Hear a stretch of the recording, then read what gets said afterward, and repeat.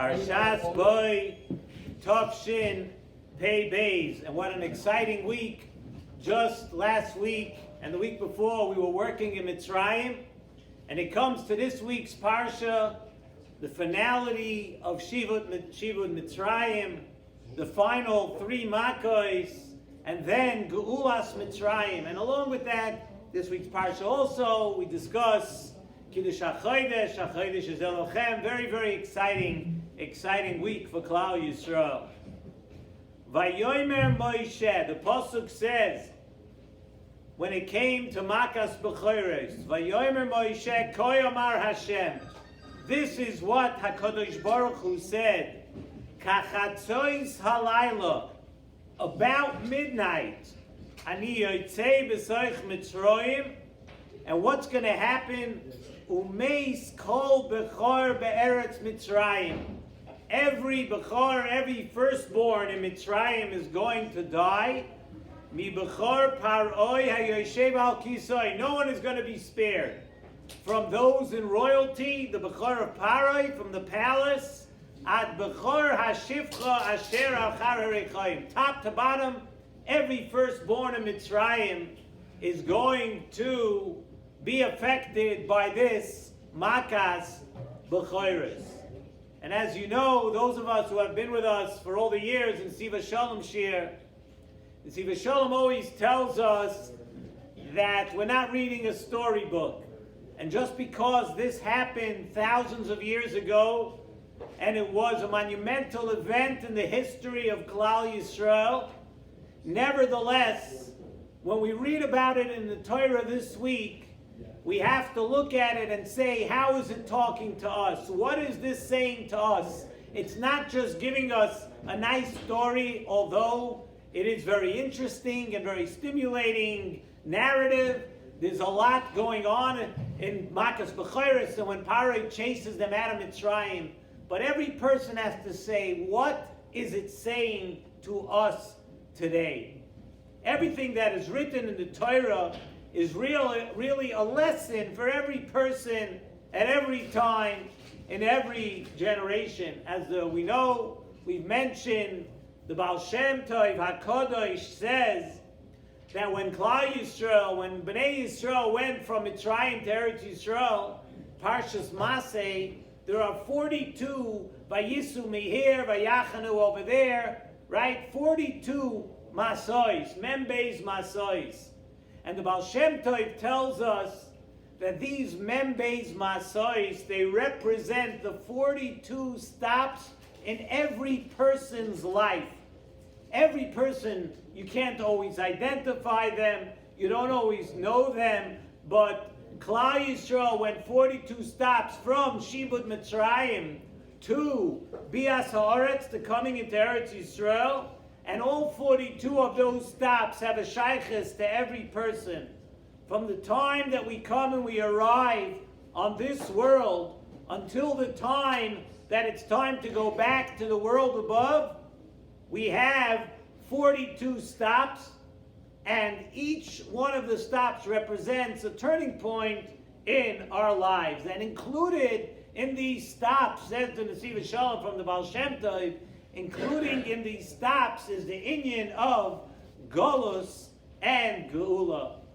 And just as Klal Yisrael, we know in general, as a nation of Klal Yisrael, there has been throughout our history a matzav of Golus and a matzav of Geula. And now, as we know, unfortunately, we're in a deep matzav of Golus, and the world is actually shaking. Things are happening in the world which really very, very difficult to say if we've ever gone through such a period. Imagine just a couple of years ago if somebody would have told you that the entire world is going to get sick at once and people are going to be so contagious. You're not going to be able to go, you're not going to be able to travel, you're not going to be able to do, your whole life is going to change. The world is shaking. And Hashem is talking to us. He's talking to us saying that we're in Golus, but the Geula is on his way. The Geula is going to come. And we know from the Torah that the inyan of Golus began. You know, when we were first introduced to Golus, Hashem came to Avraham Avinu, and Hashem told Avraham Avinu that your children are going to be in a land they're going to be in a land which is not theirs. They're going to be in a land which is not ours for 400 years. And at that point, Hashem introduced Avraham Avinu to this concept of Golus, a concept that we would be in a strange place. And the kavanah in this is that Hashem was saying to Avraham Avinu a very, very important point. Why would Hashem tell Avraham Avinu about Golus? Hashem was telling Avraham Avinu that if you want your children to be the Am HaNivchar, you want your descendants you want them to be the chosen nation of HaKadosh Baruch Hu, you want them to fulfill the tachlis of the world of receiving the Torah, then they must first go through Golus. There's no free ride. You have to go through Golus, and they have to go through Va'avadum V'inu Oisam. What Hashem told Avraham Avinu, they're going to be tortured, they're going to be worked. And the product, when you come to something good, Hashem is telling Avraham Avinu, it's always the result of first going through difficult times. And this is to cleanse us and to be ready for Hashras Hashchina. You need to go through the process. You need to go through hard times.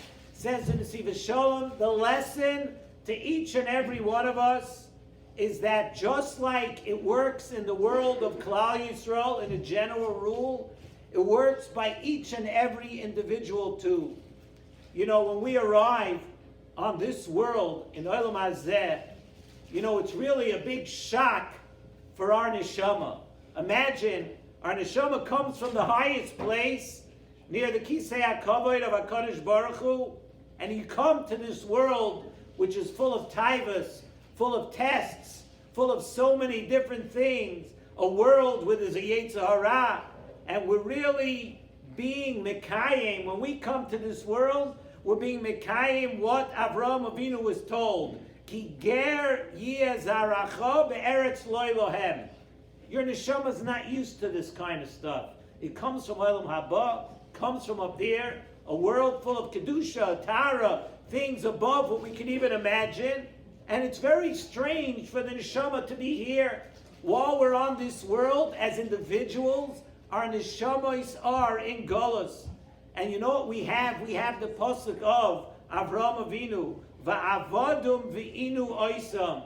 That's what's happening here. We're being worked and we're being pained. The Yetzer Hara is really challenging every one of us and making us work. And it's that way for every single person. Some people are just willing to admit it, and other people are not willing to admit it. But everyone has their very, very tough challenges with the Yetzer Hara. And if we do our job and we fight our battles and we succeed in fighting the influences of this world and the Yetzer Hara of this world, then we are zoichet to what Avraham Avinu heard at the end. We'll go out fully loaded with riches. We come out because if you went for the free ride, you wouldn't have earned anything. You come to this world, you have your ups, you have your downs, you have your 42 different turns in life. You have your struggles, you have your battles, everyone has them. It's time to admit that, right? But the more you fight, and the more you persevere, and the more you push through, we accomplish what we came to this world to do. And our pasuk that we started this year with, Nesivos Shalom, explains this pasuk to bring out this idea in a very, very beautiful way. The pasuk tells us, as we said, Kachatzois halayla, Hashem said, at about midnight, Ani yotzei b'soich Mitzrayim, I'm going to go out in Eretz Mitzrayim about midnight. And what is this pasuk teaching us? It's telling us that the darkest part of the night is going to be the place of our battles. Tzaddikim tell us that the way forward in this battle is Chatzois Halayla. Chatzois is also a translation. One of the translation of Chatzois is Lachzois, to split, to break apart, to break the night in half, to break it up. And you know how we do that? This pasuk is the lesson to us. It's talking to us in every generation.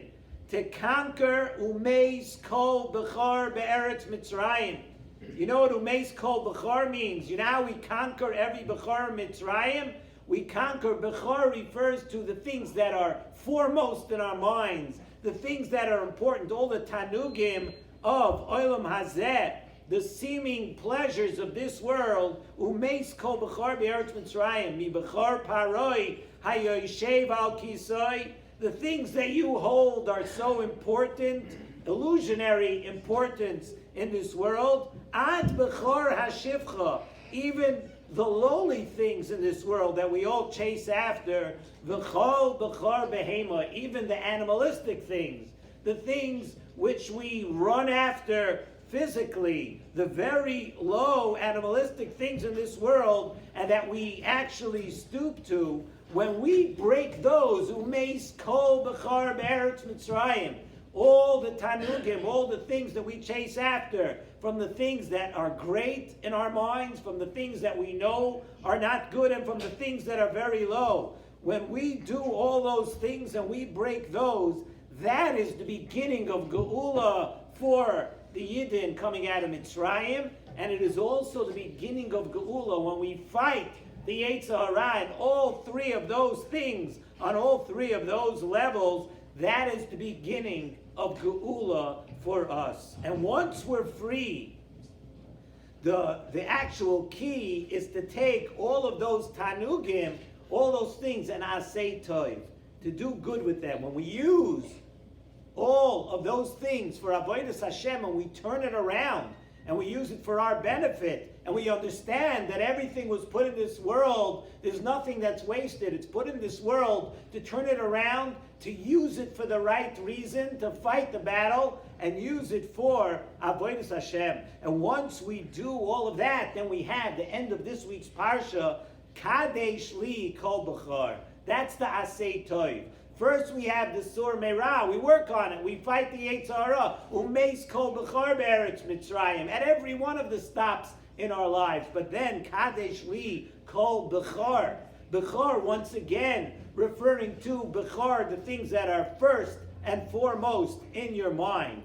That is how the pasuk in this week's parsha, where Mekadesh Shem Shamayim, Davka from the dark, from the toughest times in your life, from the toughest battles that you have, from the toughest things that you feel you have to face in your life, if you work on those and understand that they are challenges and darkness sent to you by HaKadosh Baruch Hu, and you're willing to face up to the Bechar, to the things that you think are so big and so important, you're willing to take all those and use them for the right reasons, and use them to help us grow in Avodas Hashem, then we are learning the lesson of Geulas Mitzrayim. We're taking the Torah and we're learning the Torah like the Nesivos Shalom says. Don't just read it. Hell, here it's a beautiful story that happened a few thousand years ago, and then you finish davening and you finish the laning in shul, you close your chumash, and when you leave, and we're on to next week's story of going across the Yam Suf. That's not the way it works.